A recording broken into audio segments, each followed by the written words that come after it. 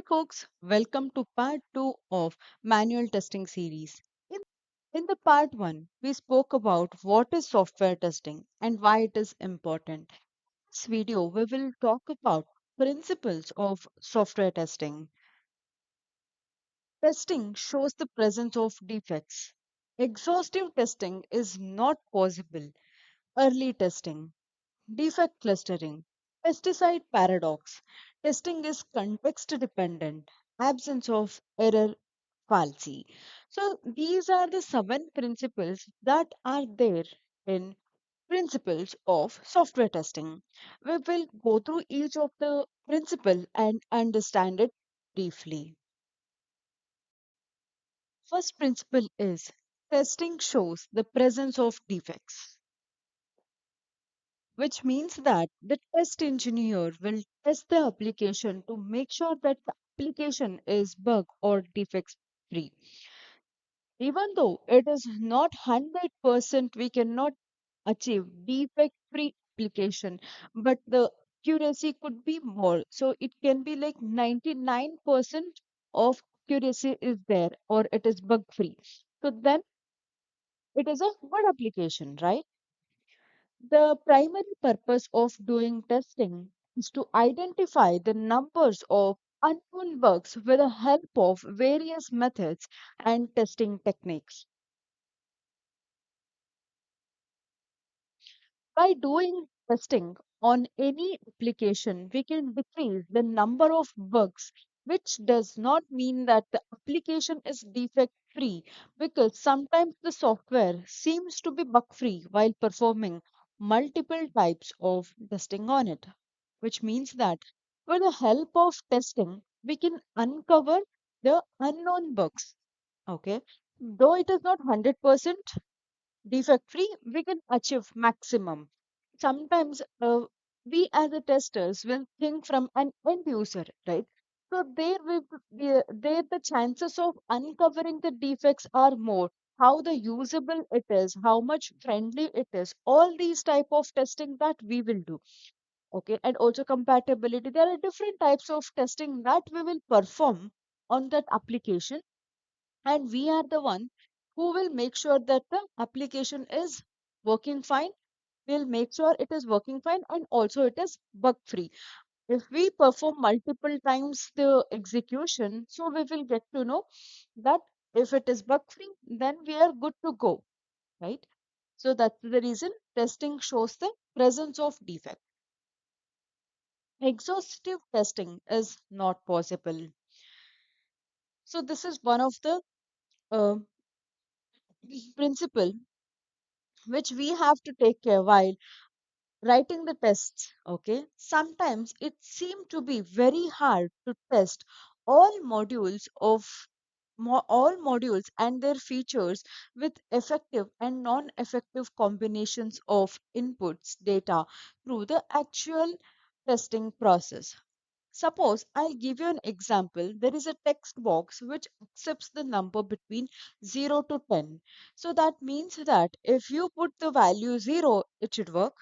Okay. If you put the negative values minus 1, minus 2, it should not accept. And if it is above 10, it should not accept. So that is the condition. If you put 1, then you will get to know it is accepting. There is a set of execution that you can perform. You can perform either 9. In between, all the values will be accepted by default, right? If you perform for 1 to 10, 1, 2, 3, 4, 5, 6, if it is accepting 1, 2, 3, 4, 5, 6, that will be exhaustive testing. If it is a simple field, then fine. If it is like 100, will you do execution for 100 times? No, right? So that's the reason exhaustive testing is not possible. So you should be aware and cautious while testing such scenarios. Hence, instead of performing exhaustive testing as it takes boundless determinations and most of the hard work is unsuccessful. So we can complete this type of variations according to the importance of modules, because the product timelines will not permit us to perform such type of testing scenarios. When you have a critical or there is a time constraint, at that time you cannot put all the values and test it. So here you have to choose the smartness. So we will learn all these techniques in the test case writing or black box testing techniques.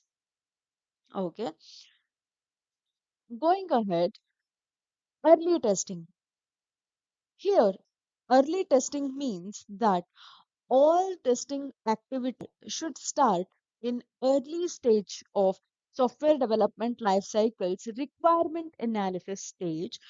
Identify the defects, because if we find the bugs at an early stage, it will be fixed in the initial stage itself, which may cost us very less as compared to those which are identified in the future phase of testing process. While collecting the requirement itself, okay, we will collect the requirement, okay, and now it's the time to analyze the requirement. During that phase only, if we can see the possibility, we will have to have a discussion with a team, so that we will get to know from each of the person. You may there are chances of getting a different cases or different scenarios, so there only we can refine the requirement better. So that type of testing or reviews, if they are performed, then the defects will not be further moved, right? You can avoid it then and there in the initial phase itself. And during the coding also, if they perform a review, such as code review or something specific to functionality review, all that if it is done, so we can avoid the defects to the further stages. So before it comes to testing phase, we will find the defects too, but it will be costlier if it if if the defect is moved further. If it goes to the production, it is even more costlier to fix. So to avoid such scenario, we can refine and perform the uh, very specific testing, all the related specific testing, and then we can avoid the defect.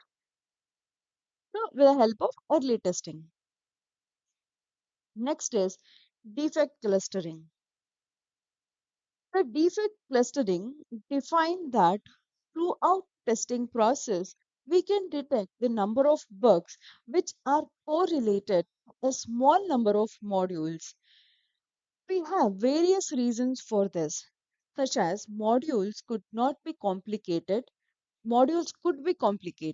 the coding part may be complex, and so on. Suppose, okay, when it comes to a small modules, we can detect the errors, right? We have various reasons, such as modules can be complicated also based on the modules.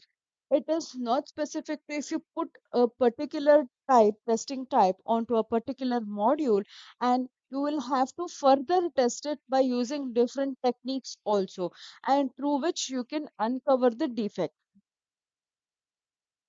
These type of software or the application will follow Pareto principle, which states that we can identify that approx 80% of the complication is present in 20% of the modules. With the help of this, certain we can find uncertain modules, but this method has its difficulties if the same tests are performing regularly, and hence the same test will not be able to identify new defects. Suppose for one specific module you have performed the tests, and you should not repeat the same set of testing again and again. It will not uncover other hidden defects. Okay. And if you apply the same techniques onto the other modules which are which are similarly or related, it might not give you the exact defect. So that will lead to the defect clustering. So rather than using the same test cases again and again, just refine the test cases and see if it works. Then you will be able to find different types of defects. Pesticide paradox. This principle defines that if we are executing the same test again and again over a particular time, then these kind of tests will not be able to find new bugs in the software or the application. So that is what we discussed in defect clustering, right? So if you're executing the same set of tests again and again, it will not lead to the in uncover the new bug. To get over these pesticide paradoxes, it is very significant to review all the test cases frequently, and the new and different tests are necessary to be written for the implementation of multiple parts of the application or the software, which helps to find more bugs. Once, if you write the test cases, okay, and you will prepare a set of regression set, okay, either you will automate them, right? So finally it is better to see those test cases and then review it again and add if any test cases required and remove some of the tests which are not required, so you can decide it based on the application and the need of the tests for that module. Testing is context dependent. Testing this context dependent principle states that we have multiple fields such as e-commerce websites, commercial websites, and so on are available in the market. We know that there are different domains, like, right? Banking domain, healthcare domain, insurance domain, e-commerce domain. There are different types of domains that we have available in the market. When it comes to banking domain, we will have to stick on to the way that we can test the banking applications, right? And it comes to healthcare, there will be a different uh, knowledge involved specific to the domain. We have to acquire that knowledge, implement these techniques. Okay, so it is a context dependent. There is a definite way to test commercial sites as well as the e-commerce websites, because every application has its own needs, features, and functionalities.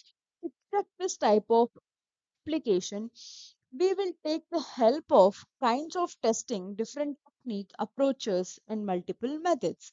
Therefore, testing depends on the context of the application. Though the testing techniques remains the same based on the need for that particular domain or to the project, you will apply them. Okay. So let's talk about the very last principle of the software testing: absence of errors falsi. The absence of error falsi means identifying and fixing the bugs would not help if the application is impractical and not able to accomplish the client's requirements and needs. If you do not sit and discuss the requirements in the initial stage, and the understanding of the requirement is not correct, and the developer has also implemented it in a way where it is not an expected thing, so then there, because of that confusion, it causes the building of the application in a wrong way, or the requirements will not be met. In that case, even though if you do not find bugs, then, or if you find the bugs and fix it, that doesn't help here, because the absence of error falsi will concentrate on the fixing of bug which are not important for the particular application. So then in that case, this principle will be applicable. So make sure that while you test it, it is as per the client's requirement, and the if you fix the define the defect which is practically good, then go ahead and fix it. Otherwise, do not fix such errors where it will not meet the client requirement. So these are the 7 principles of software testing we learned today. So if you remember, the first is testing shows the presence of defect, and then exhaustive testing is not possible. Early testing, defect clustering, pesticide paradox, and then absence of error falsi, and then testing is context dependent. So these are the 7 principles of software testing. Hope you learned all the principles in this part 2. Hopefully, in the next video, we will talk more about manual testing concepts. Before we end the session, make sure that you hit the subscribe button, and also do not forget to like the video if you have liked it, and subscribe to the channel. Thank you for watching. Bye bye.